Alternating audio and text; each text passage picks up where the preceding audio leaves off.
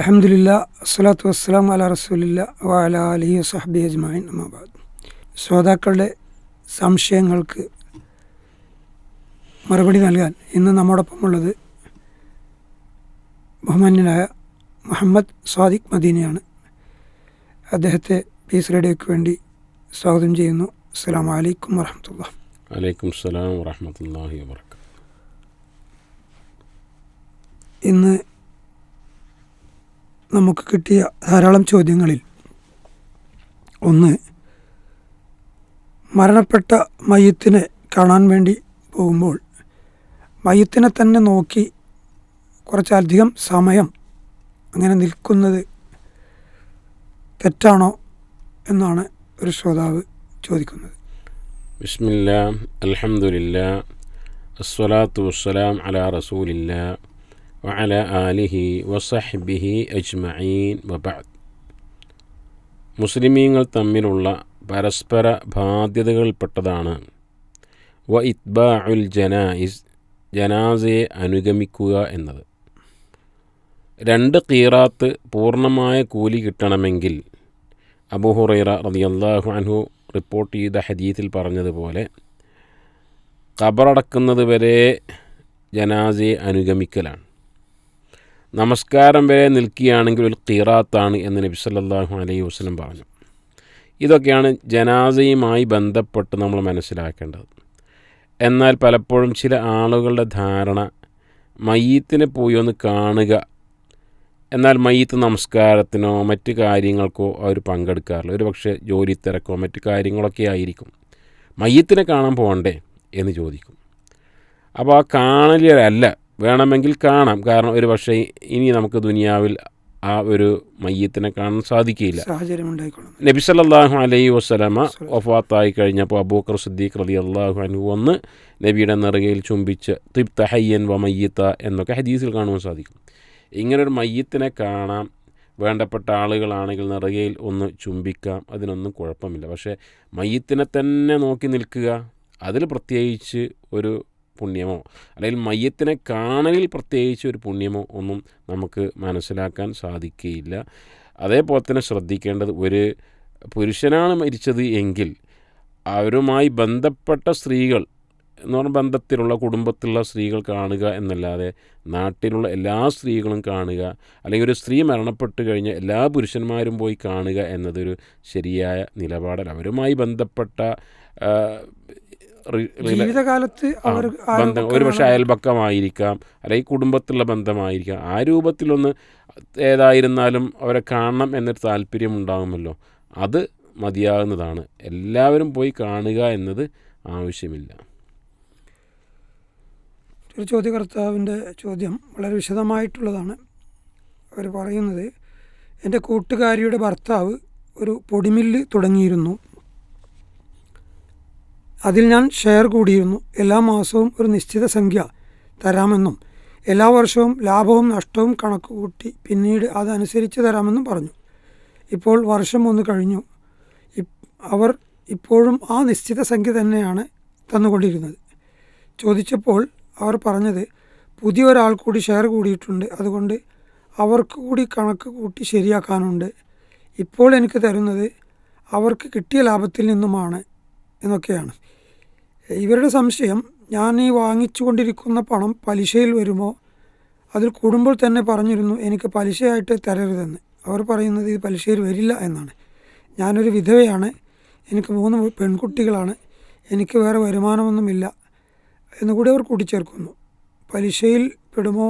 ഞാൻ എന്താണ് അവരോട് പറയേണ്ടത് എന്നൊക്കെ ആലോചിച്ച് ഇവർ വളരെ പ്രയാസത്തിലാണ് ഈ ചോദ്യം അയക്കുന്നത്. അല്ലാഹു സുബ്ഹാനഹു വ തആല അവരുടെ എല്ലാ പ്രയാസങ്ങളും മാറ്റുമാറാകട്ടെ.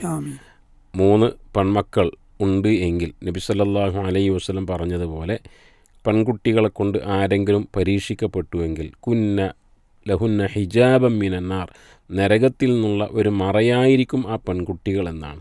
പ്രത്യേകിച്ച് അവരുടെ സംരക്ഷണങ്ങളും കാര്യങ്ങളുമൊക്കെ വിധവയായ ആ സ്ത്രീക്കാണല്ലോ ഉള്ളത്. അള്ളാഹു എല്ലാവിധ നന്മകളും അവർക്ക് നൽകുമാറാകട്ടെ. ദുനിയാവും ആഖിറത്തും എല്ലാ ഐശ്വര്യങ്ങളും നൽകുമാറാകട്ടെ.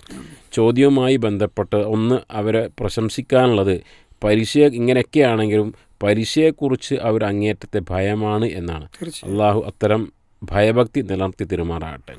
ഇവിടെ ഒരു പാർട്ട്ണർഷിപ്പ് കച്ചവടം, അത് താൽക്കാലികമായിരിക്കാം, സ്ഥിരമായിരിക്കാം. ഒരു പൊടിമില്ലിൽ അവരുടേതായ ഒരു സംഖ്യ ചേർത്ത് കൊടുത്തുകൊണ്ട് ഒരു പാർട്ട്ണർഷിപ്പ് ചേർന്നു. പാർട്ട്ണർഷിപ്പ് കച്ചവടങ്ങളുടെ പ്രത്യേകത മനസ്സിലാക്കേണ്ടത്, ലാഭനഷ്ടങ്ങൾ വഹിക്കുവാൻ പാർട്ട്ണർഷിപ്പിലുള്ള എല്ലാവരും തയ്യാറാകണം. ലാഭം മാത്രമല്ല, ഇത് ഇങ്ങനെ പറയാൻ കാരണം, നല്ല ബന്ധങ്ങളുള്ള ആളുകൾ ഒരു കച്ചവടം തുടങ്ങും. എന്നിട്ട് ആ കച്ചവടം നഷ്ടത്തിലാകുമ്പോൾ പാർട്ട്ണർഷിപ്പിൽ ചേർന്ന ആരെങ്കിലും പറയും, എനിക്ക് ലാഭമൊന്നും വേണ്ട, എൻ്റെ കൊടുത്ത കാശ് കിട്ടിയാൽ മതി. അത് ശരിയായ നിലപാടല്ല. കാരണം ഒരു കച്ചവടത്തിൽ ലാഭവും നഷ്ടവും ഉണ്ടാവും. ഒരു വ്യക്തി നടത്തിയാലും ധാരാളം ആളുകൾ ചേർന്ന് നടത്തിയാലും ശരി, ലാഭം മാത്രം ആഗ്രഹിച്ചുകൊണ്ടാകരുത്. അതേപോലെ നഷ്ടവും ഷെയർ ചെയ്യേണ്ടതുണ്ട്. ഇവിടെ പൊടിമില്ല് അവർക്ക് മാസം മാസം ഒരു നിശ്ചിത സംഖ്യ കൊടുക്കുന്നു എന്നാണ്.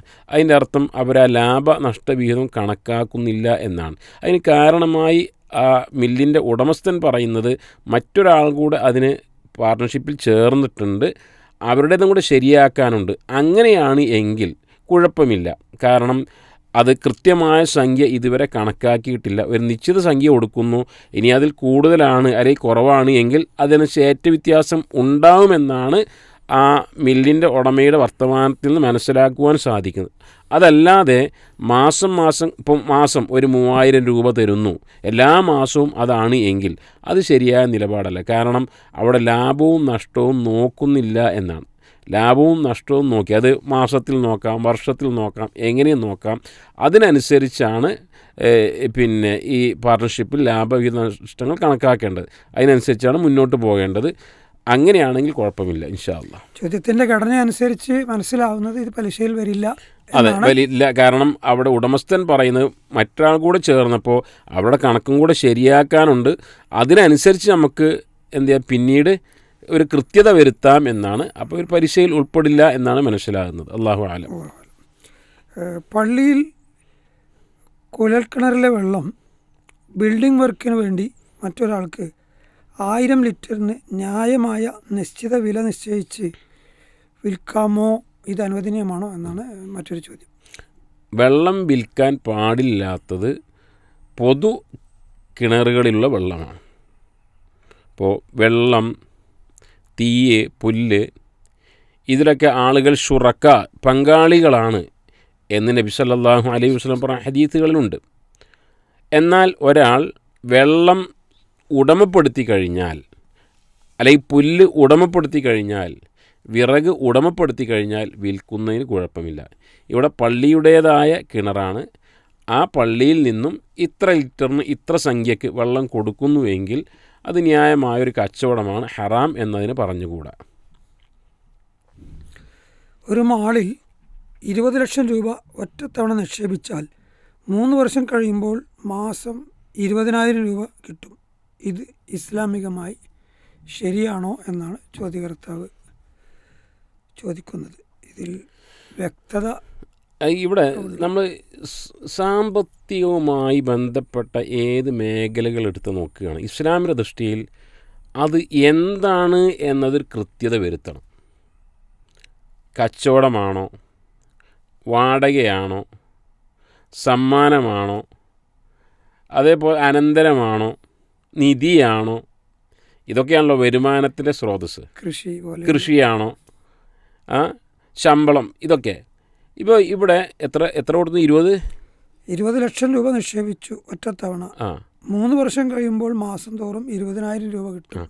20 ലക്ഷം നിക്ഷേപിച്ചു എന്ന് ആ നിക്ഷേപം എന്താണ്? കടം കൊടുത്തതാണോ? അറിയില്ല.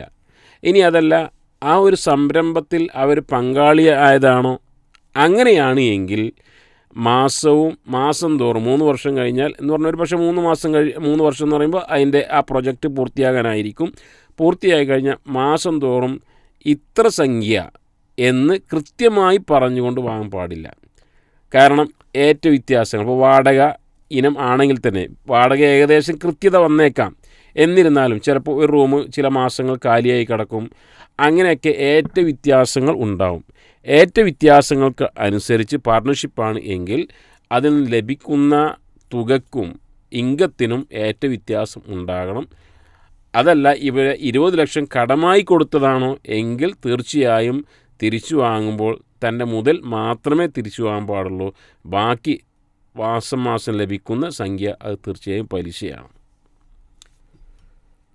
പുരുഷന്മാർക്കും സ്ത്രീകൾക്കും നിസ്കരിക്കാൻ പ്രത്യേകം സ്ഥലമുള്ള ചില പള്ളികളിൽ, അതായത് ബ്രാക്കറ്റിൽ പുരുഷന്മാരുടെ പിറകിൽ സ്ത്രീകൾക്ക് വേണ്ടി മറ കെട്ടിയ പള്ളികൾ എന്നുകൂടി ചോദ്യകർത്താവ് എഴുതിയിട്ടുണ്ട്. ഇത്തരം പള്ളികളിൽ സ്ത്രീകളുടെ സ്വഫ് തുടങ്ങേണ്ടത് എവിടെ നിന്നാണ്? സ്ത്രീകളുടെ മറയുടെ തൊട്ട് പിറകിൽ നിന്നും തുടങ്ങിയാണോ നിൽക്കേണ്ടത്, അതോ ഏറ്റവും പിറകിലാണോ നിൽക്കേണ്ടത്? നബി സല്ലല്ലാഹു അലൈഹി വസല്ലമയുടെ കാലത്ത് മറയില്ലാത്തത് കൊണ്ടല്ലേ സ്ത്രീകൾ ഏറ്റവും പിന്നിലെ സ്വഫിൽ നിൽക്കുന്നതാണ് ഉത്തമം എന്ന് പറഞ്ഞത്?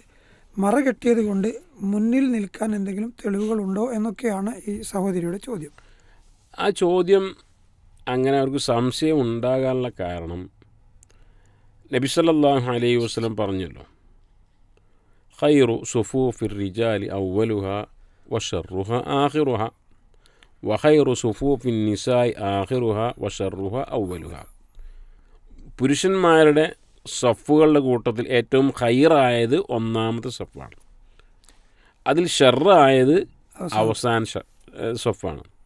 സ്ത്രീകളുടെ സഫുകളുടെ കൂട്ടത്തിൽ ഏറ്റവും ഖൈറായത് പിന്നിലുള്ളതാണ്, ഷർറായത് മുന്നിലുള്ളതാണ് എന്നാണ്. ഇവിടെ ഖൈറായത് എന്ത്, ഷർറായത് എന്ത് എന്നുകൂടെ നമ്മൾ മനസ്സിലാക്കണം. അതായത് ഖൈർ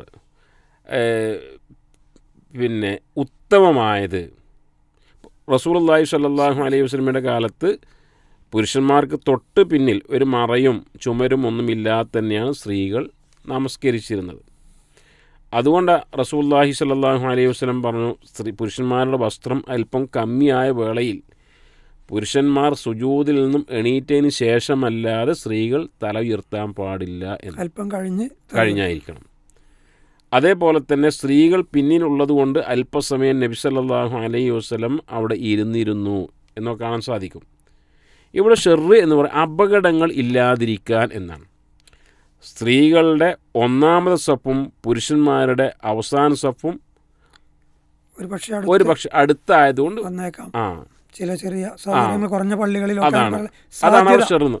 അതല്ലാതെ പുരുഷന്മാർ സഫ് നിൽക്കേണ്ടത് ഒന്നാമത്തെ സഫിലും സ്ത്രീകൾ സഫ് നിൽക്കേണ്ടത് അവസാന സഫിലും എന്നർത്ഥത്തിലല്ല.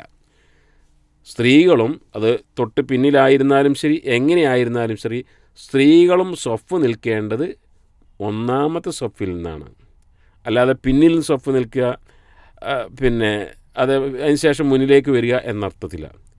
അതിമുസ്സുഫു, സഫുകൾ പൂർത്തിയാക്കുക, അതിൽ പുരുഷന്മാരും സ്ത്രീകളുമൊക്കെ ആ അഭിസംബോധനയിൽ ഉൾപ്പെടുന്നതാണ്. പുരുഷന്മാർ നിൽക്കുന്ന പോലെ ആദ്യത്തെ സഫിൽ തന്നെയാണ് സ്ത്രീകൾ നിൽക്കേണ്ടത്. മുലകുടി ബന്ധത്തെ പറ്റിയാണ് ചോദ്യം.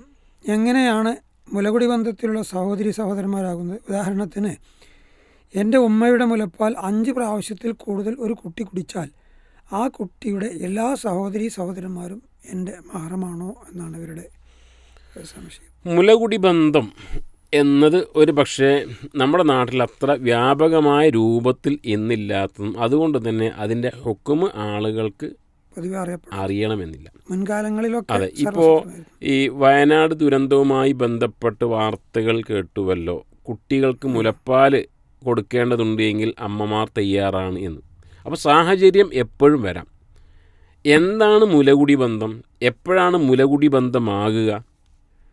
ഒരു ഉമ്മയുടെ അമ്മിഞ്ഞപ്പാൽ 2 വയസ്സാകുന്നതിന് മുമ്പ് ഒരു കുഞ്ഞ് 5 തവണയോ അതിലധികമോ കുടിച്ചു കഴിഞ്ഞാൽ മുലകുടി ബന്ധമായി തീരുന്നു.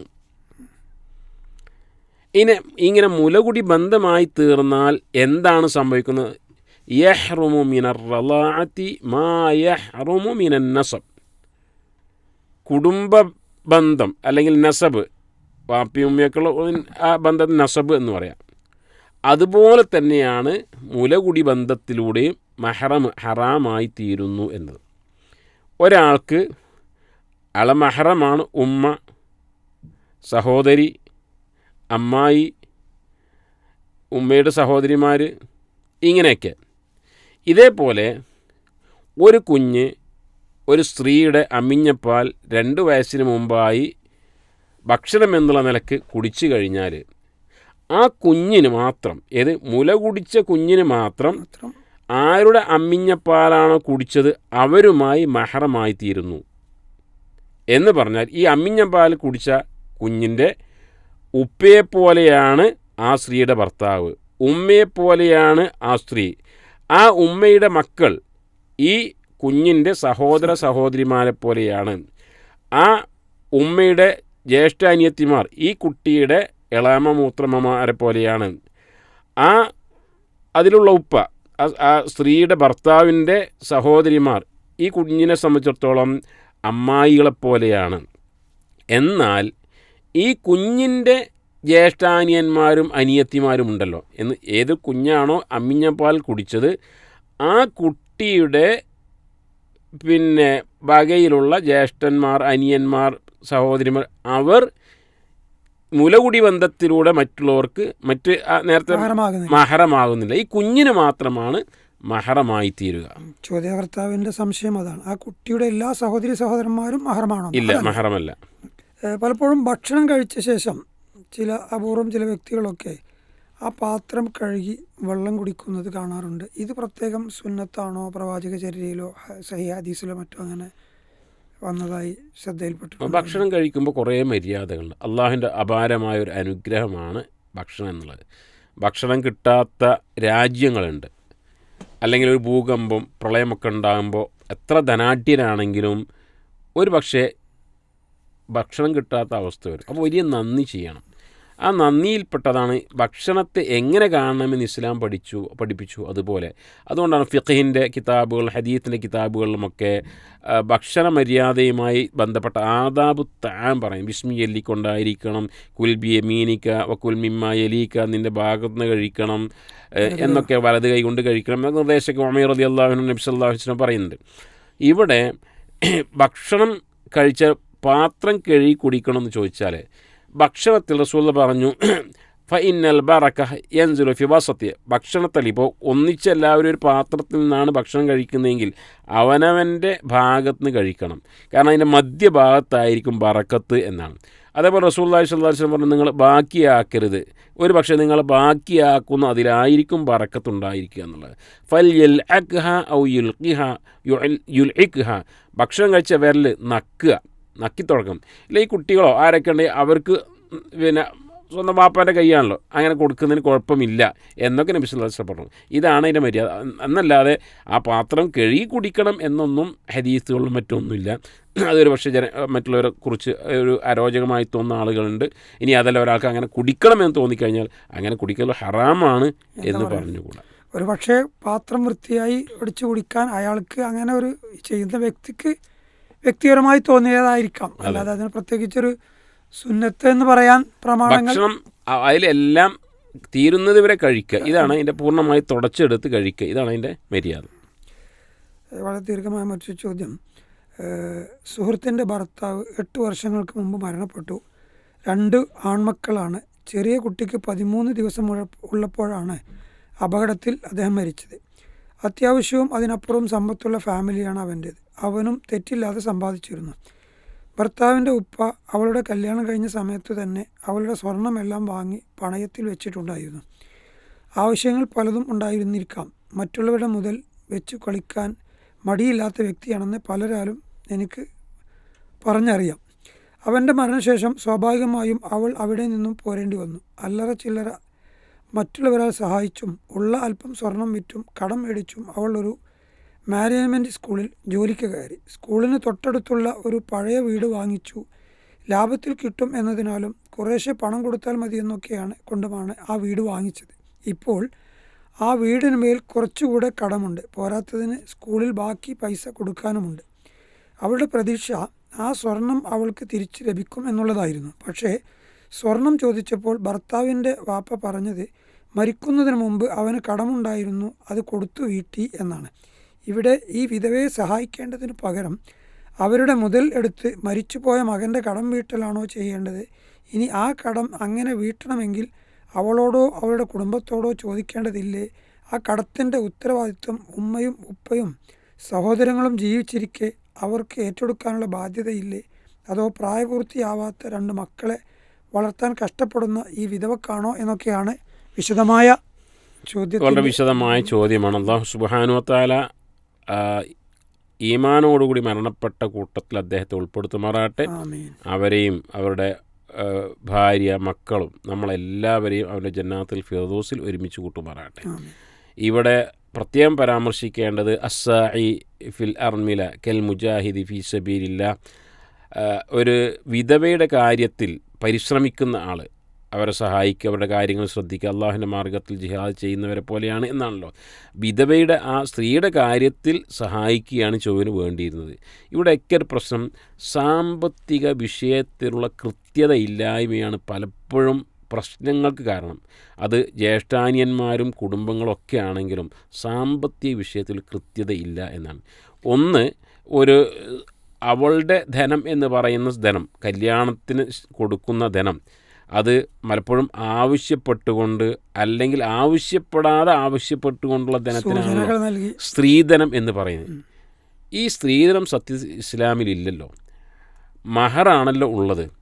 അപ്പോൾ ദീനിൽ ഇല്ലാത്ത ഒരു കാര്യം ജനങ്ങൾ ഏറ്റെടുത്ത് കഴിഞ്ഞാൽ സ്വാഭാവികമായി അതിൻ്റെ പേരിൽ പ്രശ്നങ്ങളുണ്ടാവും. അതാണ് ഇവിടെ സംഭവിച്ചത്. അവൾക്ക് ലഭിച്ച ഒരു പാരിതോഷികമായിരുന്നുവെങ്കിൽ പിതാവ് കൊടുത്ത ആ സ്വർണം അത് അവളുടേതാണ്, ഒരിക്കലും ഭർത്താവിൻ്റേതല്ല. ഭർത്താവിൻ്റെ പിതാവിന് അതിൽ യാതൊരുവിധ അവകാശവുമില്ല. എൻ്റെ ധനം എൻ്റേതാണ്, എൻ്റെ ഭാര്യയുടെ ധനം എൻ്റെ ഭാര്യയുടേതാണ്. എൻ്റെ ഭാര്യ ഒരു ഉദ്യോഗസ്ഥയാണ് എങ്കിൽ അവളുടെ കാശിൽ നിന്ന് 1 രൂപ പോലും എനിക്ക് ആവശ്യപ്പെടാനുള്ള അർഹതയില്ല. അവൾ തന്നാൽ സ്വീകരിക്കാം. കുടുംബത്തിൻ്റെ ചെലവ് മുഴുവൻ നോക്കേണ്ടത് ഭർത്താവായ ഞാനാണ്. എങ്കിൽ പിതാവ് അവൾക്ക് കൊടുത്ത സ്വർണത്തിൻ്റെ അധികാരി അവൾ മാത്രമാണ്.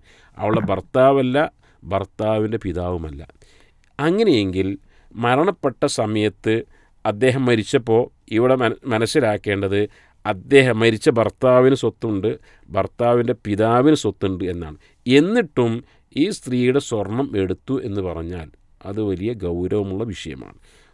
ഈ മയ്യത്തിന് കടമുണ്ട് എങ്കിൽ കടം വീട്ടേണ്ടത് മയ്യത്തിന് സമ്പത്തുണ്ട് എങ്കിൽ ആ സമ്പത്ത് കൊണ്ടാണ്. ശേഷമാണ് ഓഹരി വെക്കേണ്ടത് പോലും. അതുകൊണ്ട് മരിച്ച വ്യക്തിയുടെ സമ്പത്ത് എടുത്തുകൊണ്ടാണ് അദ്ദേഹത്തിന് കടമുണ്ടായിരുന്നുവെങ്കിൽ അത് വീട്ടേണ്ടിയിരുന്നത്. ഇനി അതല്ല, വാപ്പ പറയുന്നു ഞാൻ വീട്ടിക്കൊള്ളാം. വാപ്പ എന്ന ലോകത്ത് ആര് തന്നെ പറയുന്നു ഞാൻ വീട്ടിക്കൊള്ളാം എന്ന് പറഞ്ഞാൽ മയ്യത്ത് അതിൽ രക്ഷപ്പെട്ടു. ഒരു ജനാസ കൊണ്ടുവരപ്പെട്ടപ്പോൾ റസൂൽ നമസ്കരിച്ചില്ല. അതിൽ അബൂ ബുർദ റളിയല്ലാഹു അൻഹു പറഞ്ഞു, നബി ഞാനത് ഏറ്റെടുത്തു എന്ന് പറഞ്ഞു. അങ്ങനെ ആർക്ക് വേണമെങ്കിലും ഏറ്റെടുക്കാം. ആ നിലയ്ക്ക് ഭാര്യ കൊടുത്തുവെങ്കിൽ അങ്ങനെ എടുക്കാമായിരുന്നു. പക്ഷെ ഭാര്യ കൊടുത്തിട്ടില്ല. അതുകൊണ്ട് ഭാര്യയുടെ മുതൽ ഒരിക്കലും എടുക്കാൻ പാടില്ലായിരുന്നു. അപ്പോൾ ഒന്ന്, അത് ഭാര്യയുടെ ധനം ചോദിക്കാതെ അനുവാദമില്ലാതെ ഭർത്താവിൻ്റെ പിതാവ് എടുത്തു, തെറ്റാണ്. അത് ആ സ്ത്രീക്ക് തന്നെ തിരിച്ചു കൊടുക്കണം. അവർ കുറേ കാര്യങ്ങൾ, സ്കൂൾ കാശ് കൊടുക്കാനുണ്ട്, വീട് പൂർത്തിയാക്കാനുണ്ട്, അതിലേക്ക് അവർ എടുക്കട്ടെ. രണ്ടാമത്തെ കാര്യം, അനന്തര സ്വത്ത് ഒരാൾ മരിച്ചു കഴിഞ്ഞാൽ അധികം താമസിയാതെ തന്നെ അത് ഓഹരി വെക്കണം. ഇവിടെ നോക്കുക നിങ്ങൾ, അദ്ദേഹത്തിന് മരിച്ച ഭർത്താവിന് സ്വത്ത് ഉണ്ട് എന്ന് പറഞ്ഞു. ഈ സ്ത്രീക്കാണെങ്കിൽ ഇപ്പോൾ സാമ്പത്തികമായി ആവശ്യമുണ്ട്. ഒരു പക്ഷേ നല്ലൊരു ബാലൻസ് അദ്ദേഹത്തിൻ്റെ ബാങ്കിലോ അല്ലെങ്കിൽ അദ്ദേഹത്തിൻ്റെ കാശായിട്ടും ഉണ്ടാവും. ഇനിയും ഓഹരി വെച്ചിട്ടില്ല. എന്ന് ഓഹരി വെക്കും? എപ്പോഴാണ് അതിൻ്റെ ഒരു കണക്ക്? ആവശ്യമുള്ള ആളുകൾക്ക് ആവശ്യമുള്ള സമയത്ത് ലഭിക്കണ്ടേ? അതുകൊണ്ട് ഓഹരി, അതിന് ആര് എന്ത് പറഞ്ഞാലും ശരി, വേണ്ട, ഒരാൾ മരിച്ചു കഴിഞ്ഞാൽ അധികം താമസിയാത്തതിന് അനന്തര സ്വത്ത് ഓഹരി വെക്കണം. അനന്തരാവകാശികളുടെ കൂട്ടത്തിൽ പണക്കാരുണ്ടാവും, സാധുക്കളുണ്ടാവും. സാധുക്കൾക്ക് ഒരു പക്ഷേ അത് പെട്ടെന്ന് ലഭിക്കേണ്ടി വരും. അതൊക്കെ അതിൽ പരിഗണിക്കേണ്ടതാണ്. അപ്പോൾ ഈ പണമെടുത്ത ഭർത്താവിൻ്റെ പിതാവ് അത് തിരിച്ചു കൊടുക്കണം. മരിച്ച ഭർത്താവിന് കടമുണ്ട് എങ്കിൽ അദ്ദേഹത്തിൻ്റെ സ്വത്തിൽ നിന്നാണ് കൊടുക്കേണ്ടത്. അല്ലെങ്കിൽ ഇനി ആര് കൊടുത്താലും അത് വീടുന്നതാണ്. ഈ സ്ത്രീയുടെ സ്വത്ത് എത്രയും പെട്ടെന്ന് തിരിച്ചു കൊടുക്കണം. അവരുടെ കാര്യത്തിൽ സഹായിക്കുന്ന രൂപത്തിലൊരു പരിശ്രമമാണ് കുടുംബങ്ങൾ ചെയ്യേണ്ടത്. മാത്രമല്ല, ഇവിടെ ഭർത്താവിന് മരണപ്പെടുന്നതിന് മുമ്പ് തന്നെ ഇവരുടെ സ്വർണം ഭർത്താവിൻ്റെ പിതാവ് കയ്യിലാക്കി എന്നാണ് ചോദ്യത്തിൽ നിന്ന് മനസ്സിലാവുന്നത്. അദ്ദേഹം ജീവിച്ചിരിക്കുമ്പോൾ തന്നെ വലിയൊരു തെറ്റാണത്. ഏതായാലും എല്ലാവർക്കും അള്ളാഹു ഹക്ക് മനസ്സിലാക്കി ഇത്തരം സാമ്പത്തിക ഇടപാടുകളിലൊക്കെ സൂക്ഷ്മത പാലിക്കാൻ തൗഫീക്ക് നൽകുന്നു. ആമീൻ. മകന് പല്ലിന് ചില പ്രശ്നങ്ങളുണ്ട്. അതോടൊപ്പം കീഴ്ത്താടി എല്ലിൻ്റെ വളർച്ചക്കുറവ് കൂടുതലാണ്. അതായത് മുകളിലെ നിരയേക്കാൾ താഴെ അല്പം മുമ്പിലേക്ക് തള്ളിയിരിക്കുന്നു പല്ലുകൾ. മുഖത്തിൻ്റെ ഷേപ്പ് അല്പം നീണ്ടിരിക്കുന്നു. സർജറി മാത്രമാണ് പരിഹാരം എന്ന് പറയുന്നു. ജന്മനാ ഉള്ള ചില പ്രശ്നങ്ങളും കാരണം അവൻ സംസാരത്തിൽ വിക്ക്, കൊഞ്ഞൽ പോലെ ഉള്ള പ്രശ്നങ്ങളുമുണ്ട്. ഈ സർജറി അനുവദനീയമാണോ? ഇതിൻ്റെ ഇസ്ലാമിക വിധി അന്വേഷിച്ചുകൊണ്ടാണ് ചോദ്യം. റസൂലുള്ളാഹി സ്വല്ലല്ലാഹു അലൈഹി വസല്ലമയുടെ കാലത്ത് അതായത് ഇത്തരത്തിലുള്ള ഇപ്പോൾ പല്ലിൻ്റേതാകട്ടെ ഓപ്പറേഷനാകട്ടെ ഇത്തരം സർജറികളൊന്നുമില്ലല്ലോ. റസൂലിൻ്റെ തിബ്ബ് വൈദ്യം ഉണ്ട്. ഇവിടെ ഇങ്ങനെ പ്രത്യേകം ചോദിക്കാൻ കാരണം ചില ഹദീസുകളിൽ ചിലത് വിരോധിച്ചിട്ട് ഇപ്പോൾ അൽ മുത്തഫല്ലിജാത്തി ലിൽ ഹുസ്നി വൽ മുഗയ്യിറാത്തി ലി ഖൽഖില്ല, അള്ളാഹു സൃഷ്ടിച്ച സൃഷ്ടിപ്പിനെ രൂപമാറ്റം വരുത്തി പല്ലുകൾക്കിടയിൽ വിടവുണ്ടാക്കുക, പച്ച കുത്തുക, പുരികം പ്ലഗ് ചെയ്യുക, ഇവരൊക്കെ ശാപത്തിന് വിധേയരാണ് എന്ന് റസൂലുള്ളാഹി സ്വല്ലല്ലാഹു അലൈഹി വസല്ലം പറഞ്ഞു. അപ്പോൾ അതിൽ നിന്നായിരിക്കാം ഇങ്ങനെ പല്ല് ഇങ്ങനെ ക്ലിപ്പിടുകയാണെങ്കിലോ കീഴ്ത്താടി അല്പം വലുതായി അത് ഓപ്പറേഷൻ ചെയ്യുകയാണെങ്കിലോ ഈ ഒരു ഹദീസിൻ്റെ പരിധിയിൽ പെടുമോ എന്ന സംശയമായിരിക്കും. അവിടെ നമ്മൾ മനസ്സിലാക്കേണ്ടത് പണ്ഡിതന്മാർ പ്രത്യേകം പറഞ്ഞു, ഈ അള്ളാഹു മനുഷ്യനെ ഓരോ രൂപത്തിലാണ് സൃഷ്ടിച്ചത്. അപ്പോൾ അതിൽ നിന്നും ഒരു വൈരൂപ്യമുള്ള രൂപത്തിലാണ് ഒരാളുടെ കോലം, ഒരാളുടെ രൂപമെങ്കിൽ അത് പല്ലായിരിക്കാം, മുഖമായിരിക്കാം, അല്ലെങ്കിൽ സ്ത്രീകൾക്ക് ഒരു പക്ഷേ പുരുഷന്മാരെ പോലെ രോമം ഉള്ളതായിരിക്കാം.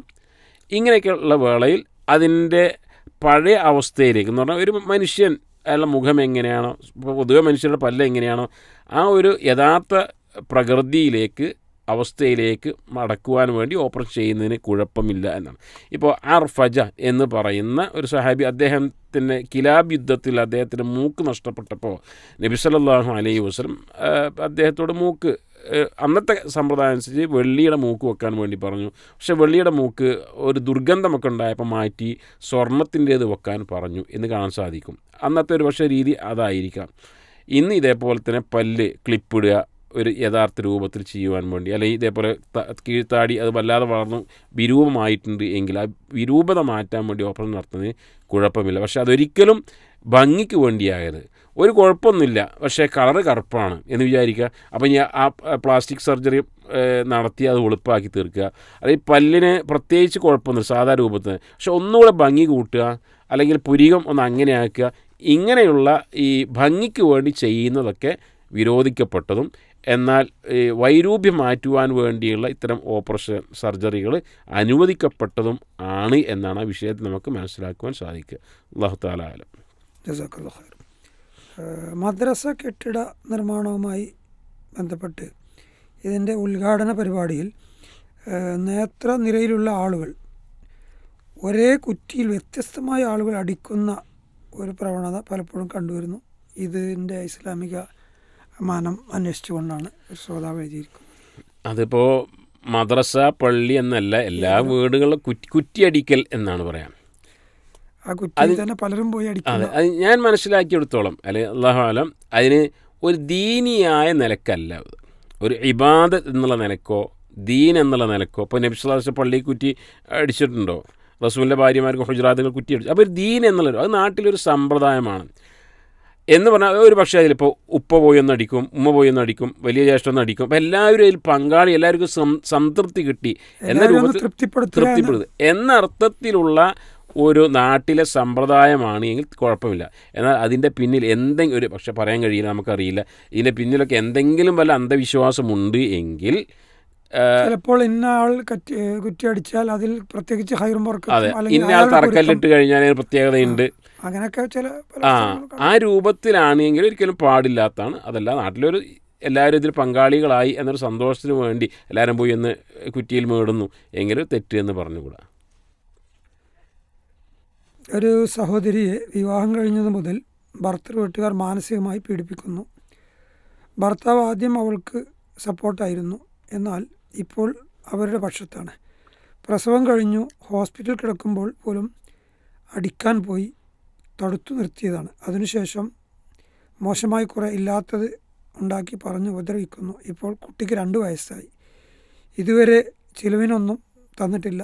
തൊലാഖിന് മധ്യസ്ഥന്മാർ പറഞ്ഞിട്ട് പോലും അനുസരിക്കുന്നുമില്ല. കൈയുള്ള സ്വർണം അവധി പറഞ്ഞ് നീട്ടിക്കൊണ്ടു പോവുകയാണ്. ഇപ്പോൾ കേസ് കൊടുക്കാൻ നോക്കുന്നു. വക്കീൽ പറയുന്നത് ഭർത്താവ് അടിച്ചു എന്ന് പറയണമെന്നാണ്. പക്ഷേ ഇതുവരെ അടിച്ചിട്ടില്ല. ഒരുമിച്ച് ജീവിക്കാൻ കഴിയില്ല എന്ന് സഹോദരി ഉറപ്പിച്ച് പറയുകയും ചെയ്യുന്നു. അത്രയും മോശം സംസാരങ്ങൾ ഉണ്ടായിട്ടുണ്ട്. കോടതിയിൽ കേസ് ശക്തമാകണമെങ്കിൽ അടിച്ചു എന്ന് പറയണം, അല്ലെങ്കിൽ കോടതി ഒരുമിച്ച് പോകാൻ പറയും. ഇത്തരം സാഹചര്യത്തിൽ ഇവരുടെ പശ്ചാത്തലം പറഞ്ഞല്ലോ, എങ്കിലും ഇവിടെ അടിക്കാത്ത ഒരു അടിച്ചു എന്ന കളവ് പറയാൻ വേണ്ടി ഈ സഹോദരിയെ നിർബന്ധിക്കുന്നു വക്കീൽ എന്നാണ് ഇത്. അതിൽ അവർ എന്ത് ചെയ്യണം എന്നാണ് അവരുടെ ഒരു പ്രയാസമായി എഴുതിയിട്ടുള്ളത്. ഇവിടെ ഈ ചോദ്യത്തിൽ പലരും കേൾക്കേണ്ട കുറേ വിഷയങ്ങളുണ്ട്. ഒന്ന്, വക്കീൽമാർ കേൾക്കേണ്ടതുണ്ട്, കളവ് പറയുക എന്നുള്ള ഇസ്ലാം ഒരു വമ്പിച്ച തെറ്റാണ്. നബി സല്ലല്ലാഹു അലൈഹി വസല്ലമയോട് ചോദിച്ചു, അയക്കൂനിൽ മുസ്ലിമു ജബാന, ഒരു മുസ്ലിം ഭീരുവാകാൻ സാധ്യതയുണ്ടോ? അപ്പോൾ റസൂൽ പറഞ്ഞു, ഒരു പക്ഷേ ആയേക്കാം. പിന്നെ ചോദിച്ചു, ഒരു മുസ്ലിം നുണ പറയുമോ? ഇല്ല, ഒരു മുസ്ലിം നുണ പറയില്ല. ഒരു കദ്ദാബ് ഒരിക്കലും മുസ്ലിം ആവില്ല എന്നാണ്. വലാ യജ്രിമന്നകും ശനആന ഖൗമിൻ അലാ അല്ലാ തഅദിലു ഇഅ്ദിലു, ഒരു വിഭാഗത്തോടുള്ള നിങ്ങളുടെ വിദ്വേഷം, അമർഷം, അത് അവരോട് അനീതി ചെയ്യുവാൻ പ്രേരിപ്പിക്കരുത് എന്നാണ്. അനീതി ചെയ്യാൻ പ്രേരിപ്പിക്കരുത്. അപ്പം നമ്മൾക്ക് അവകാശം കിട്ടാൻ വേണ്ടി ഇല്ലാത്തൊന്ന് പറയാൻ പാടില്ല. ഒരിക്കലും ഒരു വക്കീലും ഇത്തരം നുണ പറഞ്ഞ്, അള്ളാഹ് ഇത് കാണുന്നുണ്ട്, കേൾക്കുന്നുണ്ട്, ഇതിൻ്റെയൊക്കെ ആക്കിബത്ത്, പര്യവസാനം വളരെ മോശമായിരിക്കും എന്നവർ മനസ്സിലാക്കണം. പലപ്പോഴും നാട്ടിലെ കേസും കോടതികളും അവിടുത്തെ വക്കീലന്മാരും അത് പറഞ്ഞു കൊടുക്കുന്ന വാദിയും പ്രതിയും ഒക്കെ പറയുന്ന നല്ലൊരു ശതമാനം നിങ്ങൾ ഈ പറഞ്ഞ പോലെ അത് എല്ലാവരും മനസ്സിലാക്കേണ്ടത്, ഇത് അവരുടെ ഉപജീവനം, അവർ കഴിക്കുന്ന ഭക്ഷണം ഹലാലാക്കണം. ഈ നുണ പറഞ്ഞ് പറയിപ്പിച്ച് അത് മുഖേന ഉണ്ടാക്കുന്ന അന്നം അത് വലിയ അപകടങ്ങൾ സൃഷ്ടിക്കും എന്ന് അവർ മനസ്സിലാക്കണം. രണ്ടാമത് മനസ്സിലാക്കേണ്ടത്, ഈ സ്ത്രീയുടെ സ്ത്രീ പറഞ്ഞത് സത്യമാണ് എങ്കിൽ സ്ത്രീയുടെ ഭർത്താവും ഭർത്ത് വീട്ടുകാരുമൊക്കെ ഒരു പക്ഷേ അള്ളാഹുവിൻ്റെ അദാബിന് വിധേയരാകും. സ്ത്രീ അവരെ പരമാവധി എത്രത്തോളം അവരെ സംരക്ഷിക്കണം, ഇതാണ് ഇസ്ലാം പറയുന്നത്. ചെലവിന് കൊടുക്കുന്ന കാര്യമാകട്ടെ, സ്നേഹം കൊടുക്കുന്ന കാര്യമാകട്ടെ, പ്രസവിച്ച് കിടക്കുമ്പോൾ പോലും അടിക്കാൻ വന്നു എന്നൊക്കെയാണല്ലോ പറയുന്നത്. അപ്പോൾ ഒരിക്കലും അള്ളാഹു റസൂൽ പറഞ്ഞു, വലാ യഹ്ജുർ ഇല്ലാ ഫി ബൈത്തി, ഒരു ഭാര്യയുമായിട്ട് പിണങ്ങേണ്ട ഒരു സാഹചര്യം വന്നാൽ, സംസാരിക്കേണ്ട ഒരു സാഹചര്യം വന്നാൽ വീട്ടിൽ നിന്നല്ലാതെ മറ്റുള്ള ആൾ കേൾക്കരുത് എന്നാണ്. അങ്ങനെ ആയിരിക്കണം അത്തരത്തിലുള്ള പിണക്കവും എന്നാണ്. അതേപോലെ തന്നെ സ്ത്രീകളെ അടിക്കുക, ഇതൊക്കെ വളരെ അത്യാവശ്യമുള്ള സാഹചര്യത്തിൽ ചിലപ്പോൾ വേണ്ടി വന്നേക്കാം. ഇപ്പോൾ തൊലാഖിനെ കുറിച്ച് പറഞ്ഞ ബഹുജുറുഹുന ഫിൽ മദാജി വദരിബൂന, അവർ ചിലപ്പോൾ ഒന്ന് അടിച്ചാൽ അവരുടെ മുരടൻ സ്വഭാവം മാറുമെങ്കിൽ അത് ചെയ്യാം. പക്ഷേ ഇവിടെ അതൊന്നുമല്ല മനസ്സിലാകുന്നത്. അപ്പോൾ അത് വലിയൊരു തെറ്റാണ് അവർ ചെയ്യുന്നത്. ഈ ഭർത്താവാകട്ടെ, ഭർത്താവിൻ്റെ വീട്ടുകാരാകട്ടെ, അവരും മനസ്സിലാക്കണം. ഒരുപക്ഷെ അവർക്ക് പെൺമക്കൾ ഉണ്ടാകുമല്ലോ, ആ പെൺമക്കളും മറ്റ് വീട്ടിലൊക്കെ ചെല്ലുമ്പോൾ ഇതേ അവസ്ഥയാണ് അവർക്കെങ്കിൽ എന്തായിരിക്കും. മൂന്നാമത്, ഭർത്താവിനോട് ത്വലാഖ് ചെല്ലുവാൻ ആവശ്യപ്പെട്ടു, ത്വലാഖ് അവർ കൊടുക്കുന്നില്ല എന്നാണ് എങ്കിൽ ഹുൽഇന് ആവശ്യപ്പെടുക.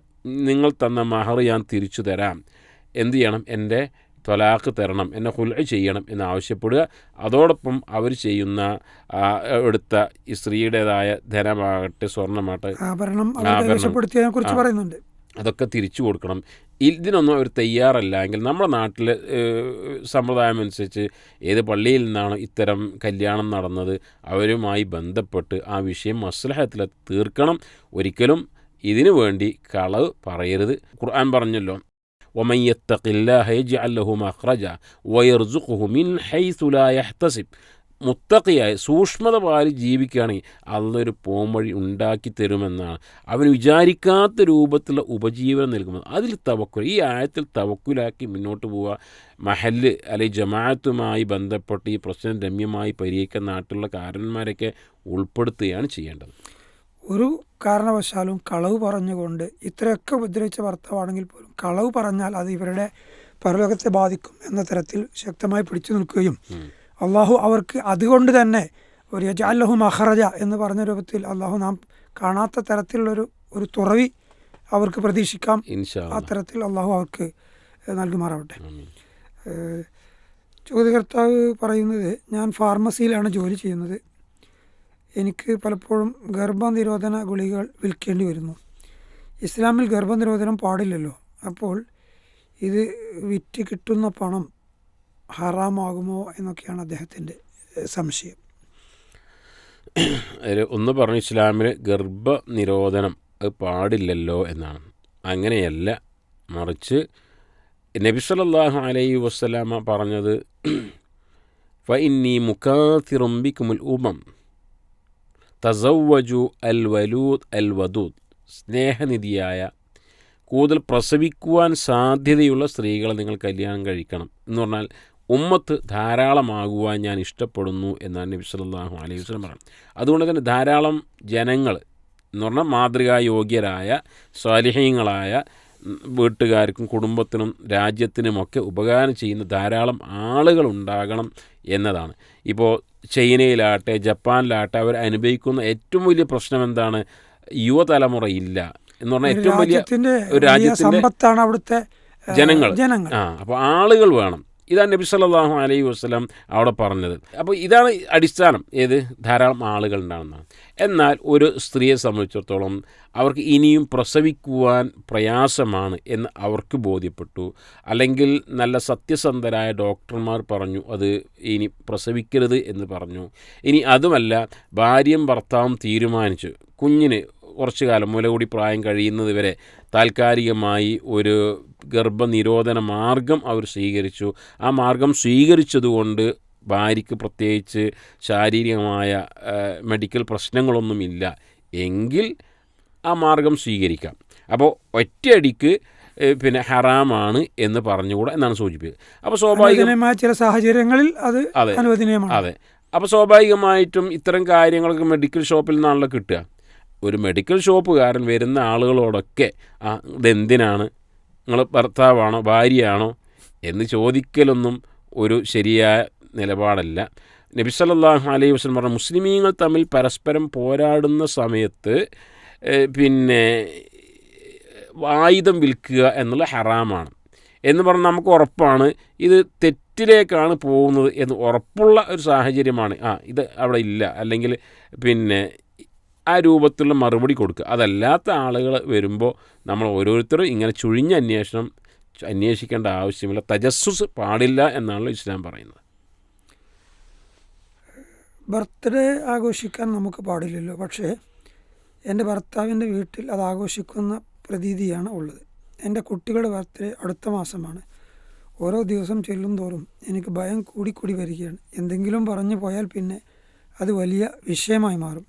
എന്താണ് ഈ സാഹചര്യത്തിൽ ഞാൻ ചെയ്യേണ്ടത് എന്നാണ് ഒരു സഹോദരിയുടെ ചോദ്യം. നമ്മൾ വിവാഹം കഴിക്കുമ്പോൾ തന്നെ ഇപ്പോൾ ഈ തെങ്ങിൻ്റെ അല്ലെങ്കിൽ എന്തെങ്കിലും വൃക്ഷത്തിൻ്റെ കായിൽ പോയിട്ടല്ലല്ലോ വളം വെക്കുക, അത് തുടക്കത്തിലെ വളം കൊടുക്കണം. ഇതുപോലെ വിവാഹം കഴിക്കുന്നതിന് മുമ്പ് തന്നെ ഭാര്യ ഭർത്താവിനെക്കുറിച്ചും ഭർത്താവ് ഭാര്യയെക്കുറിച്ചും ചോദിക്കും, ദീനീ നിഷ്ഠയുള്ളവരാണോ, അവരുടെ അഖീദ എന്താണ് എന്ന് ചോദിച്ചുകൊണ്ടായിരിക്കണം വിവാഹം കഴിക്കേണ്ടത്. അതുകൊണ്ട് നബി സല്ലല്ലാഹു അലൈഹി വസല്ലം പറഞ്ഞത് ഫൾഫർ ബിദാത്തിദ്ദീൻ, മതനിഷ്ഠയുള്ളവളെ തിരഞ്ഞെടുക്കണമെന്നാണ്. വല തൻകിഹുൽ മുശ്രിക്കാത്ത്, ഖുർആൻ പറഞ്ഞു മുശ്രിക്കത്തായ ഒരു സ്ത്രീയെ കല്യാണം കഴിക്കാൻ പാടില്ല എന്ന് പറഞ്ഞാൽ എന്താണ്? ഒരേ വിശ്വാസമല്ല എങ്കിൽ ഇതേപോലെ കുറേ പ്രശ്നങ്ങളുണ്ടാകും. അപ്പോൾ ഭാര്യയ്ക്ക് മനസ്സിലാകണം ഭർത്താവിൻ്റെ വിശ്വാസം, ഭർത്താവിന് മനസ്സിലാകും ഭാര്യയുടെ വിശ്വാസം. അവർ ബർത്ത്ഡേ ആഘോഷിക്കാത്തവരാണ്, ജന്മദിനം ആചരിക്കാത്തവരാണ് എങ്കിൽ അതെന്ത് ചെയ്യുള്ളൂ, ഒരു പ്രശ്നങ്ങളില്ലാതെ മുന്നോട്ട് പോവുകയുള്ളൂ. ഇല്ലെങ്കിൽ തുടക്കത്തിൽ എന്ത് ചെയ്യണം, എൻ്റെ നിലപാട് ഇതാണ് എന്നുള്ളത് പറഞ്ഞ് അറിയിക്കുകയും ചെയ്യേണ്ടത്. അതില്ലാത്തതുകൊണ്ട് വരുന്ന ഒരു പ്രശ്നമാണ്. ഇപ്പോൾ നമ്മൾ ഒരു കമ്പനിയിൽ ജോലി ചെയ്യുന്നു, അല്ലെങ്കിൽ ഒരു കുടുംബമായി ജീവിക്കുന്നു, നമ്മുടെ വിശ്വാസം എന്ത് എന്നുള്ളത് മറ്റുള്ള ആളുകൾ അറിയാം. ഒരു ബർത്ത്ഡേ മുട്ടായി അയാൾ കൊടുക്കേണ്ടതില്ല, അയാൾ ബാക്കിയെല്ലാം കഴിക്കാറുണ്ട്, കല്യാണത്തിന് വരാറുണ്ട്, പക്ഷേ ഇത് അയാൾ കഴിക്കുകയില്ല എന്ന് നമ്മളെക്കുറിച്ച് മറ്റുള്ള ആളുകൾക്ക് അറിയണം, പ്രശ്നങ്ങളില്ലാതെ പൊട്ടിത്തെറികളില്ലാതെ. അപ്പോൾ സ്വാഭാവികമായിട്ടും ഭർത്താവിനും അറിയിക്കണം ഇത് പിന്നെ പാടില്ലല്ലോ എന്നുള്ള അറിയിക്കണം. കാരണം വർഷാവർഷം ഇങ്ങനെ ആഘോഷിക്കുന്ന ആഘോഷമായിട്ട് നമുക്ക് പെരുന്നാൾ മാത്രമാണ്. വലിയ പെരുന്നാളും ചെറിയ പെരുന്നാളും ആണുള്ളത്. അതല്ലാത്ത ഒരു ഹുബ്ബുർ റസൂലിൻ്റെ പേരിൽ മൗലീദ് നബി ആകട്ടെ, അല്ലെങ്കിൽ അതല്ല സാധാരണക്കാരുടെ പേരിലുള്ള ഓരോരുത്തരുടെ ബർത്ത്ഡേ ആകട്ടെ, വിവാഹ വാർഷികമാകട്ടെ, അങ്ങനെയൊന്നും ഇല്ല എന്നുള്ളത് അവരെ അറിയിക്കുകയാണ് ചെയ്യേണ്ടത്. ഇവിടെ ഭർത്താവിനോട് ഇസ്ലാമികമായി ഇത് തെറ്റാണെന്നും വളരെ നസീഹത്തോടു കൂടി പറഞ്ഞ് കൺവിൻസ് ചെയ്ത് അദ്ദേഹത്തിന് വേണ്ടി പ്രാർത്ഥിക്കുകയും ആ തരത്തിലേക്ക് മെല്ലെ മെല്ലെ അവരെ മാറ്റിയെടുക്കലായിരിക്കാം ആ സഹോദരിക്ക് ഖൈർ. ഏതായാലും അല്ലാഹു ആ തരത്തിൽ അവർക്ക് ഒരു സാഹചര്യം സൃഷ്ടിച്ചു കൊടുക്കുമാറാവട്ടെ എന്ന് പ്രാർത്ഥിക്കാം. ഇത് കേൾക്കുന്ന മറ്റു ശ്രോതാക്കൾ താങ്കൾ തുടക്കത്തിൽ പറഞ്ഞ പോലെ ഒരു മകനെ കൊണ്ട് കല്യാണം കഴിപ്പിക്കുമ്പോഴും മകളെ കല്യാണം കഴിച്ച് കൊണ്ടുവരുമ്പോഴും ഒക്കെ ഇത്തരം കാര്യങ്ങളിലൊക്കെ ആ വീട്ടുകാരുടെ പശ്ചാത്തലമൊന്ന് അന്വേഷിക്കുകയും ഇസ്ലാമികമായി ഇത്തരം വിഷയങ്ങളിലൊക്കെ ഒരു കൃത്യനിഷ്ഠത പാലിക്കുന്നവരാണെന്ന് ഉറപ്പുവരുത്തുകയും ചെയ്യേണ്ടത് വളരെ അടിവരയിട്ട് ശ്രദ്ധിക്കേണ്ട ഒരു കാര്യം കൂടിയാണെന്ന് ശ്രോതാക്കൾക്ക് ഒരു അതായത് ഇപ്പോഴത്തെ ഒരു സാഹചര്യം, ഇപ്പോൾ അടുത്ത കാലങ്ങളിലായിട്ട് മുമ്പത്തെ പോലെയല്ല, പെൺകുട്ടികൾക്കാണ് ഡിമാൻഡ്. ഇപ്പോൾ ഒരു മാസത്തിന് 1.5 മാസത്തിന് ഗൾഫിൽ നിന്ന് നാട്ടിലേക്ക് വരുന്ന ഒരു ചെറുപ്പക്കാരൻ കല്യാണം കഴിക്കാൻ വേണ്ടിയൊക്കെ അന്വേഷിച്ച് അവസാനം 2-3 വർഷമൊക്കെ ഇങ്ങനെ മടങ്ങിപ്പോകുന്നൊരവസ്ഥ ഉണ്ടാകാറ്. കുറേ ഡിമാൻഡുകളൊക്കെയാണ്. അവസാനം നീ ഏതായാലും കിടക്കട്ടെ എന്ന് പറഞ്ഞ് ഇടതും വലതും നോക്കാതെ ദീനിയായ നിഷ്ഠ ആലോചിക്കാതെ കല്യാണം കഴിച്ച് അവസാനം 1 മാസം 2 മാസം നീണ്ടു നിൽക്കും, പിന്നീട് പൊട്ടിത്തെറിക്കുന്ന സാഹചര്യങ്ങൾ ഉണ്ടാകാറുണ്ട്. എല്ലാത്തിൻ്റെയും അടിസ്ഥാന കാരണം ദീനിയിൽ അധിഷ്ഠിതമായൊരു ജീവിതം എല്ലാവരും ഭാര്യയും ഭർത്താവും അവരുടെ രണ്ടുപേരുടെയും കുടുംബങ്ങളും കാഴ്ചവെക്കാൻ തയ്യാറാകണം എന്നുള്ളതാണ്. മറ്റു പലതും അന്വേഷിക്കുമ്പോഴും ദീനിൻ്റെ വിഷയത്തിൽ വീടും പറമ്പും ഭംഗിയും ഒക്കെ അന്വേഷിക്കുന്ന പലരും ഇത്തരം കാര്യങ്ങളിൽ അശ്രദ്ധ പുലർത്തുന്നു എന്നതുകൊണ്ടാണ് പലപ്പോഴും ഇങ്ങനെയൊക്കെ സംഭവിക്കുന്നത്. ഏതായാലും അള്ളാഹു എല്ലാവർക്കും സൽബുദ്ധി നൽകുമാറാവട്ടെ. ഒരു ഇലക്ട്രീഷ്യൻ്റെതാണ് ചോദ്യം. അദ്ദേഹം വയറിംഗ് വർക്കിന് വാങ്ങുന്ന മെറ്റീരിയലുകളിൽ കൂപ്പൺ രൂപത്തിലോ QR കോഡ് മുഖേന സ്കാൻ ചെയ്ത് റിഡീം ചെയ്ത് എടുക്കുന്ന രൂപത്തിലോ പണിക്കാർക്ക് വേണ്ടി കമ്പനികൾ ചെറിയ അളവിൽ പലപ്പോഴും പണം ഓഫർ ചെയ്യുന്നു. ഇങ്ങനെ ലഭിക്കുന്ന ധനത്തിൻ്റെ ഇസ്ലാമിക വിധി എന്താണെന്നാണ് അദ്ദേഹം ചോദിക്കുന്നത്. ഇത് ഒരു പ്ലംബിംഗ് വയറിംഗ് വിഷയത്തിൽ മാത്രമല്ല, നമ്മൾ മനസ്സിലാക്കിയെടുത്തോളം പെയിൻറ്റിങ്ങിൻ്റെ ജോലിയിൽ അത് വരാറുണ്ട്, സ്പെയർ പാർട്സിൻ്റെ വിഷയത്തിൽ വരാറുണ്ട്. അവിടെയൊക്കെ യഥാർത്ഥ ഉടമസ്ഥനല്ലാതെ ഇതിൻ്റെ ഇടയിൽ നിൽക്കുന്ന മധ്യവർത്തികളായ തൊഴിലാളികൾക്കാണ്, ജോലിക്കാർക്കാണ് അതിൻ്റേതായ ലാഭവിഹിതങ്ങൾ ലഭിക്കുന്നത്. ഉദാഹരണമായി ഒരു പെയിൻറ്റിങ് തൊഴിലാളി, അദ്ദേഹമാണ് കടയിൽ പോയി പെയിൻ്റ് എടുക്കുക, വീട്ടുടമസ്ഥൻ കാശ് കൊടുക്കുന്നു. എന്നാൽ സ്വാഭാവികമായും ആ പെയിൻറ്റിങ്ങിൽ വരുന്ന സമ്മാനങ്ങളോ കൂപ്പണുകളോ അതിൽ വരുന്ന ഡിസ്കൗണ്ടുകളൊക്കെ എടുക്കുന്നത് ഈ പെയിൻറ്റിങ് ചെയ്യുന്ന ആളാണ്, അല്ലെങ്കിൽ ഈ പറഞ്ഞ പോലുള്ള വയറിംഗ് പ്ലംബിങ്ങിൻ്റെ ആളുകളാണ്. ഇവിടെ നമ്മൾ മനസ്സിലാക്കേണ്ടത്, ഒന്ന്, അവനവൻ്റെ ധനം മാത്രമാണ് അവനവൻ്റേത് എന്ന ബോധ്യമുണ്ടാകണം. ഇനി അപ്പോൾ അങ്ങനെയെങ്കിൽ ഈ ലഭിക്കുന്ന കൂപ്പണാകട്ടെ ഡിസ്കൗണ്ട് ആകട്ടെ അതൊക്കെ അർഹതപ്പെട്ടത് ആരാണോ പണം മുടക്കിയത് അയാൾക്കാണുള്ളത്. ഒന്ന്. രണ്ടാമത്, നാട്ടിൽ ഇങ്ങനെ വ്യാപകമായി കഴിഞ്ഞിരിക്കുന്നു. ഇത് പണം കൊടുക്കുന്ന വീട്ടുടമസ്ഥൻ ആരാണോ ജോലി ചെയ്യിപ്പിക്കുന്നത് അയാൾക്കത് അറിയാം, അയാളുടെ മൗനം സമ്മതമാണ്, കുഴപ്പമില്ല എന്നൊരു തലത്തിലാണ് എങ്കിൽ അവർക്ക് എടുക്കാവുന്നതാണ്. ഇവിടെ പലപ്പോഴും ഈ ഇത്തരം മെറ്റീരിയൽസിൻ്റെ കമ്പനികൾ ഈ പണിക്കാരാണല്ലോ പലപ്പോഴും ഈ മെറ്റീരിയൽസ് തീരുമാനിക്കുന്നത്. അപ്പോൾ അവരുടെ ഒരു മാർക്കറ്റിംഗ് തന്ത്രം എന്ന രൂപത്തിൽ ഒരു പ്രത്യേക കമ്പനിയുടെ സാധനങ്ങൾ, ഈ പെയിൻറ്റിംഗ് ആണെങ്കിലും പ്ലംബിംഗ് ആണെങ്കിലും ഇലക്ട്രിക് ആണെങ്കിലും, അവരുടെ ആ ജോലിക്കാരെ സ്വാധീനിച്ച് അതായിരിക്കാം ഇവിടെ ഉദ്ദേശം. അതിൽ തന്നെ വരുന്നൊരു ദുരന്തം എന്തെന്ന് വെച്ചാൽ, ഇപ്പോൾ ഈ യഥാർത്ഥ ഉടമസ്ഥൻ ആരാണോ ക്യാഷ് മുടക്കിയത് അയാൾക്കാണ് അതിൻ്റേതായ എന്തെങ്കിലും ഡിസ്കൗണ്ട് ലഭിക്കുന്നത് എങ്കിൽ കുഴപ്പമില്ല. എന്നാൽ ഒരു കമ്പനി ഈ പെയിൻറ്റിങ്ങിൻ്റെ ആളുകളാകട്ടെ അല്ലെങ്കിൽ ഇലക്ട്രീഷ്യൻ പ്ലംബിംഗ് വർക്കുകാരാകട്ടെ, അവരുടെ ഈ കമ്പനിയെ മാത്രം വാങ്ങുവാൻ വേണ്ടി പ്ലംബിംഗ് വയറിംഗ് അതിൻ്റെ ആളുകൾ, പെയിൻറ്റിങ് തൊഴിലാളികൾ അവരെന്ത് ചെയ്യണം, സ്വാധീനിക്കുകയാണ്. സ്വാഭാവികമായും സ്വാധീനിക്കുമ്പോൾ കമ്പനിയുടെ ക്വാളിറ്റി, പ്രൊഡക്ഷൻ്റെ ക്വാളിറ്റി കുറയ്ക്കേണ്ടി വരും. അപ്പോൾ ഇവരും തൊഴിലാളികളും ആ കമ്പനി വാങ്ങിയാൽ മതി, അത് നല്ല കമ്പനിയാണ് എന്നൊക്കെ പറഞ്ഞ് അവർക്ക് ക്യാഷ് ഉണ്ടാക്കാനുള്ള മാർഗം അവർ സ്വീകരിക്കും. അതൊക്കെ പ്രത്യേകം വളരെയധികം ശ്രദ്ധിക്കേണ്ടതാണ്. നിക്കാഹ് കഴിയുമ്പോൾ തരുന്ന മഹർ ഭാര്യയുടെ അവകാശമല്ലേ? പിന്നീട് ഭർത്താവിൻ്റെ ഉമ്മ അത് ഞാൻ വാങ്ങിയതാണെന്നും അതെനിക്ക് വേണമെന്നും പറഞ്ഞാൽ എന്താണ് ചെയ്യേണ്ടത്? അത് തിരിച്ചു കൊടുക്കേണ്ടതുണ്ടോ? ഭാര്യയും ഭർത്താവും ഒരുമിച്ച് തന്നെ കഴിയുന്നത് എന്ന് കൂടി അവർ എഴുതിയിട്ടുണ്ട്. വിശുദ്ധ ഖുർആൻ വളരെ വ്യക്തമായി പറഞ്ഞതാണ്, ആ തുന്നിസ നിഹല, പാരിതോഷികമായി കൊടുക്കുന്നതാണ് മഹർ, അത് അവരുടെ അവകാശമാണ്. എന്നാൽ ഖുർആൻ അവിടെ പറയുന്നത് ഫൈൻ തിബ്നലക്കും, ഈ ഭാര്യമാർ അവർക്ക് ലഭിച്ച മഹറിൽ നിന്നും അവർ സ്വയം ഇഷ്ടപ്പെട്ട്, കാരണം അത് അവരുടേതാണല്ലോ, ഇഷ്ടപ്പെട്ട് ഭർത്താക്കന്മാർക്ക് നൽകുകയാണെങ്കിൽ ഫക്കുലു ഹനി അൻ മരിയ, നിങ്ങൾക്ക് ഉപയോഗിക്കാം, ഭക്ഷിക്കാം എന്ന് ഖുർആൻ പറയുന്നുണ്ട്. അപ്പോൾ അവകാശി, മഹറിൻ്റെ അവകാശി ഭാര്യയാണ്, ഭർത്താവല്ല, ഭർത്താവിൻ്റെ ഉമ്മയും വാപ്പയുമല്ല. അതേ അവർക്ക് തീരുമാനിക്കുവാൻ അധികാരമില്ല. സ്ത്രീയാണ് അതിൻ്റെ അധികാരി. അവർക്ക് ഒന്നുകിൽ സ്വയം ഉപയോഗിക്കാം, അല്ലെങ്കിൽ മറ്റുള്ള ആളുകൾക്ക് കൊടുക്കുന്നതിന് കുഴപ്പമില്ല. ഒരിക്കലും ഭർത്താവിൻ്റെ ഉമ്മാക്ക് അതിൽ അവകാശം പറഞ്ഞു വരാനുള്ള ഒരു അധികാരം ഇല്ല. ഭാര്യയുടെ പക്കൽ ഉംറക്ക് അല്ലെങ്കിൽ ഹജ്ജിന് പോകാനുള്ള പണമുണ്ടെന്നിരിക്കെ ഭർത്താവിൻ്റെ പണം ഉപയോഗിച്ച് പോകുന്നതാണോ ഭാര്യയുടെ പണം കൊണ്ട് പോകുന്നതാണോ ഉത്തമം? ഭാര്യയ്ക്ക് ജോലിയൊന്നുമില്ല, എന്നാൽ വിവാഹ സമ്മാനമായി ലഭിച്ച സ്വത്തുണ്ട് എന്നുകൂടി അവർ കൂട്ടിച്ചേർക്കുന്നു. ആണെങ്കിലും അവനവൻ്റെ സ്വത്ത് കൊണ്ട് സ്വത്ത് ഉപയോഗിക്കലാണ് നല്ലത്. അതോ മക്കളാണെങ്കിലും പിതാവാണെങ്കിലും ഒക്കെ തന്നെ ഇത്തരം ആവശ്യം. ഇപ്പോൾ ഭർത്താവിൻ്റെ ചുമതലയാണ് ഭാര്യയ്ക്കുള്ള നഫഖത്ത്, ചെലവിന് കൊടുക്കുക എന്നുള്ളത്. അതേപോലെ പിതാവിൻ്റെ ഉത്തരവാദിത്തമാണ് മക്കൾക്കുള്ള ചെലവിന് കൊടുക്കുക എന്നുള്ളത്. എന്നാൽ ഈ ചെലവിൽ പെട്ടതല്ല ഏത്? ഉംറക്ക് പോവുക, ഹജ്ജിന് പോവുക. ഭക്ഷണം, താമസം, മെഡിക്കൽ, ഇതൊക്കെയാണ് പൊതുവെ ചെലവിന് കൊടുക്കുക. ഇതിലപ്പുറമുള്ള കാര്യമാണ് ഹജ്ജിന് പോവുക, ഉംറക്ക് പോവുക എന്നുള്ളത്. അത് അവനവൻ്റെ കയ്യിൽ ധനമുണ്ട് എങ്കിൽ അതാണ് എടുക്കേണ്ടത്. ഇനി ഭർത്താവ് പറയുന്നത് അല്ല, അത് ഞാൻ എടുത്തുകൊള്ളാം, ഇനി ഭർത്താവ് അല്ല മറ്റൊരാൾ, ഒരാൾ പറയും ഞാൻ സ്പോൺസർ ചെയ്തുകൊള്ളാം, നിങ്ങൾക്ക് പോകാം എന്ന് പറഞ്ഞാൽ കുഴപ്പമില്ല. പക്ഷേ അവനവൻ ഇത്തരം കാര്യങ്ങൾക്ക് അവനവൻ്റെ ധനം എടുക്കലാണ് നല്ലത്. ജുമാ നിസ്കാരം കഴിഞ്ഞ് ഇമാം അവിടെ തന്നെ ഇരുന്ന് ദിക്റുകൾ ചൊല്ലി കൈകൾ ഉയർത്തി പ്രാർത്ഥിക്കുന്നത് കാണാറുണ്ട്. ഇത് അനുവദനീയമാണോ? പ്രവാചക ചര്യയിൽ ഇങ്ങനെ ഉണ്ടോ എന്നൊക്കെയാണ് ചോദ്യം. ജുമാ നമസ്കാരം, ജമാഅത്ത് നമസ്കാരം എന്നിവയ്ക്ക് ശേഷം കൈകൾ ഉയർത്തി സ്ഥിരമായി പ്രാർത്ഥിക്കുകയും മുഖം തടയുകയും ചെയ്യുക എന്ന് നാട്ടിൽ കണ്ടുവരുന്ന ഒരു സമ്പ്രദായമാണ്.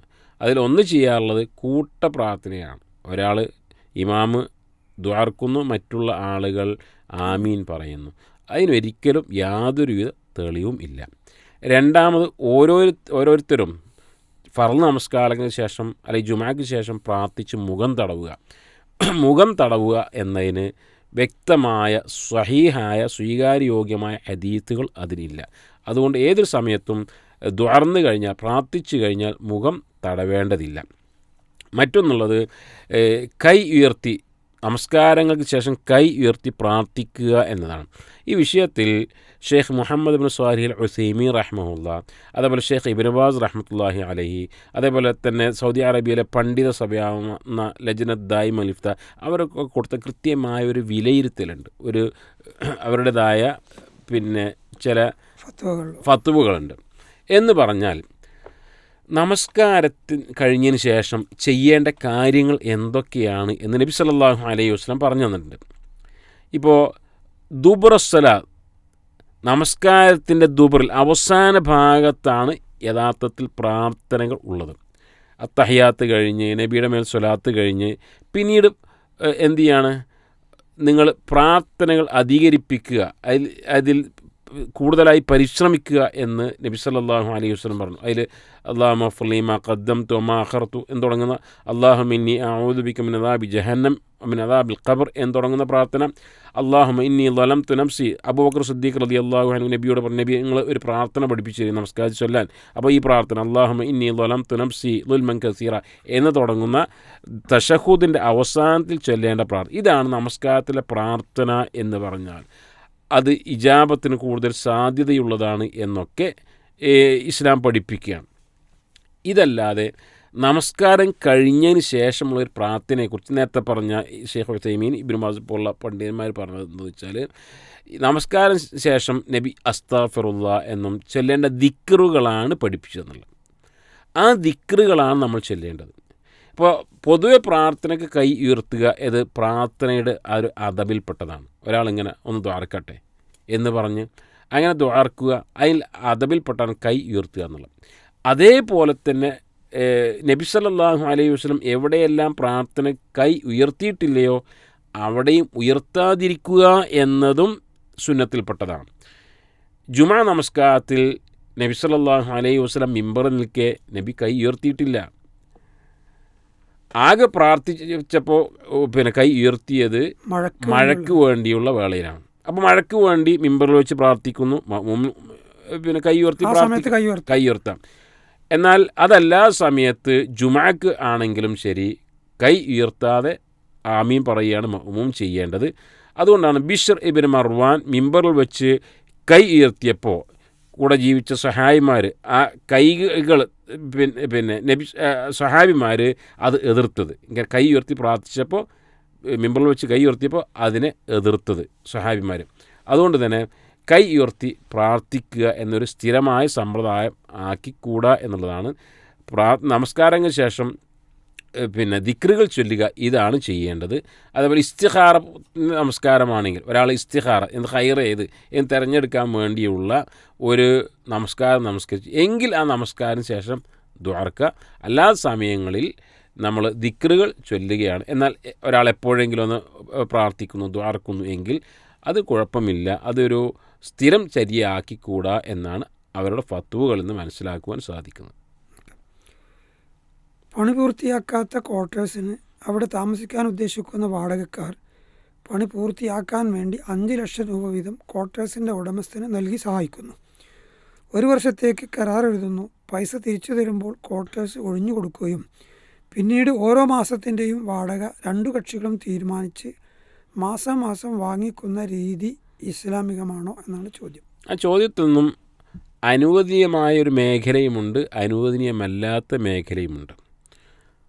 ഹലാലായ വഴി എന്ന് പറയുമ്പോൾ പണി പൂർത്തിയായി കഴിഞ്ഞതിന് ശേഷം, ക്വാർട്ടേഴ്സിൻ്റെ പണി പൂർത്തിയായി കഴിഞ്ഞതിന് ശേഷം ക്വാർട്ടേഴ്സിന് മാസവാടക ഇത്രയാണ് എന്ന് പറഞ്ഞ് ധാരണയാക്കി അങ്ങനെ മുന്നോട്ട് പോകുന്നു. അത് അനുവദിക്കപ്പെട്ടതാണ്.